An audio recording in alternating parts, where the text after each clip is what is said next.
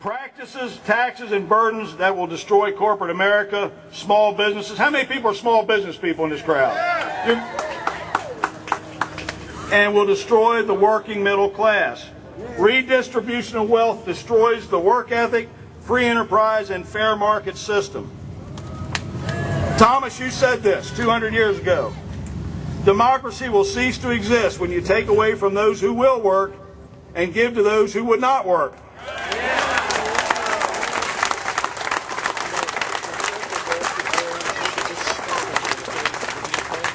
Our national debt has quadrupled into the trillions of dollars. Government spending and exuberance at all levels is creating a public dependency that we cannot sustain. $3 trillion in TARP money to bail out banks has not worked. Government ownership and control of banks. The bailout of the banks in Wall Street was nothing more than a reward for bad business practice, corporate greed, and political corruption.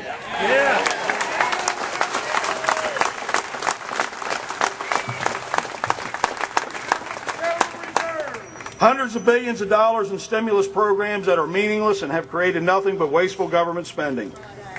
Stimulus spending is a false prop that doesn't have a bottom. The government takeover, control, and ownership of the U.S. auto industry. Czar positions created by government to control private businesses industry. A decree and attempt for federal government to take over, control, and ultimately destroy the healthcare system at a cost of trillions of dollars. And I can tell you this, what I fear is this: doctors will walk away and healthcare will not exist.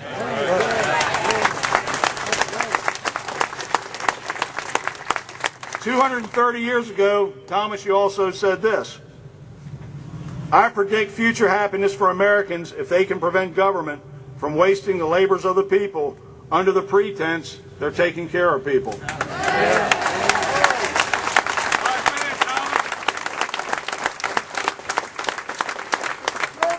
We have a president now that apologizes to the world for a nation that has endured a revolution, a civil war, has saved the free world in 2 world wars,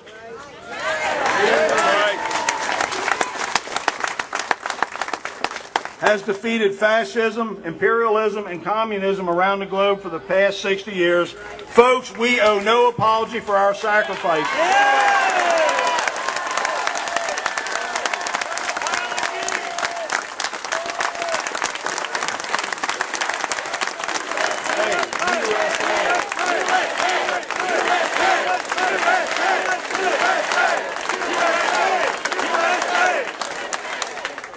A so-called leader who bows to dictators, shakes hands, smiles, and placates leaders of terrorist regimes that are clearly our enemy and who are set on destroying us.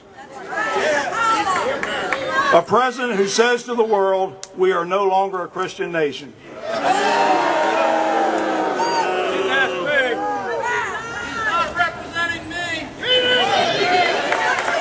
All right, let's tone it down. I'll have the Secret Service looking at me here from somewhere.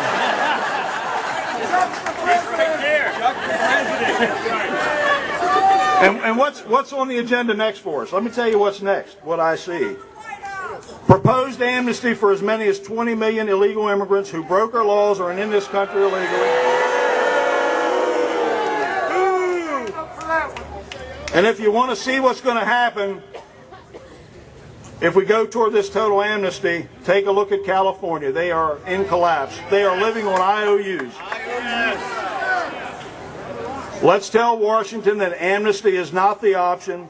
Secure the borders, get serious in the enforcement, and remove those who are here illegally. If you're not in this country illegally, you have to go.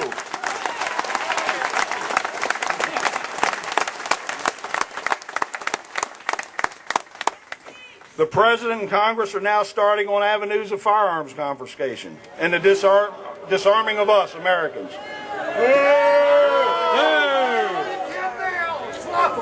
Our Second Amendment rights are clearly under attack with recently proposed federal legislation in House Bill 45 the Blair-Holt Firearms Licensing and Sales Act. I believe it's the goal of this administration, again, to disarm Americans. Our founding fathers believed that no free man shall ever be disbarred of the use of arms. These guys, our founding fathers are smart.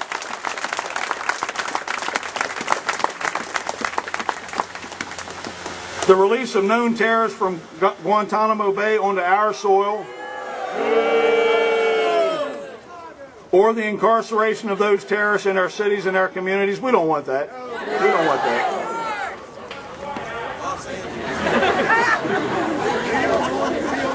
As we speak here today, as we're standing here this morning, July 4th, 2009, this president has a filibuster-proof majority in our Congress and in our Senate. The plan is going to be to ram home a liberal socialist agenda, and we are not going to sit back and be silent and be satisfied.